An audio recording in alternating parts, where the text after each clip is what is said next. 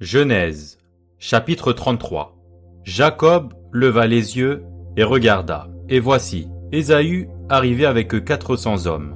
Il répartit les enfants entre Léa, Rachel et les 2 servantes. Il plaça en tête les servantes avec leurs enfants, puis Léa avec ses enfants, et enfin Rachel avec Joseph.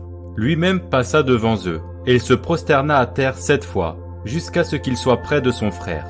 Ésaü courut à sa rencontre. Il l'embrassa, se jeta à son cou, et le baisa, et ils pleurèrent. Ésaü, levant les yeux, vit les femmes et les enfants, et il dit, « Qui sont ceux que tu as là ?» Et Jacob répondit, « Ce sont les enfants que Dieu a accordés à ton serviteur. » Les servantes s'approchèrent, elles et leurs enfants, et se prosternèrent. Léa et ses enfants s'approchèrent aussi, et se prosternèrent. Ensuite Joseph et Rachel s'approchèrent, et se prosternèrent. Ésaü dit, « À quoi destines-tu tout ce camp que j'ai rencontré ?»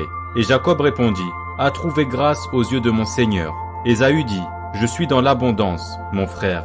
Garde ce qui est à toi. » Et Jacob répondit, « Non, je te prie. Si j'ai trouvé grâce à tes yeux, accepte de ma main mon présent. Car c'est pour cela que j'ai regardé ta face comme on regarde la face de Dieu, et tu m'as accueilli favorablement.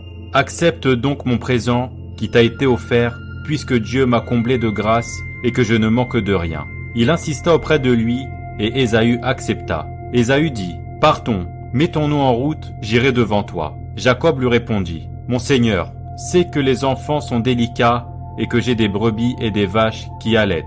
Si l'on forçait leur marche un seul jour, tout le troupeau périrait. Que mon Seigneur prenne les devants sur son serviteur, et moi je suivrai lentement au pas du troupeau qui me précédera, et au pas des enfants, jusqu'à ce que j'arrive chez mon Seigneur à Séhir. » Ésaü dit, « Je veux au moins laisser avec toi une partie de mes gens. » Et Jacob répondit, « Pourquoi cela? Que je trouve seulement grâce aux yeux de mon Seigneur. » Le même jour, Ésaü reprit le chemin de Séhir. Jacob partit pour Sukkot. Il bâtit une maison pour lui, et il fit des cabanes pour ses troupeaux. C'est pourquoi l'on l'a appelé ce lieu de nom de Sukkot.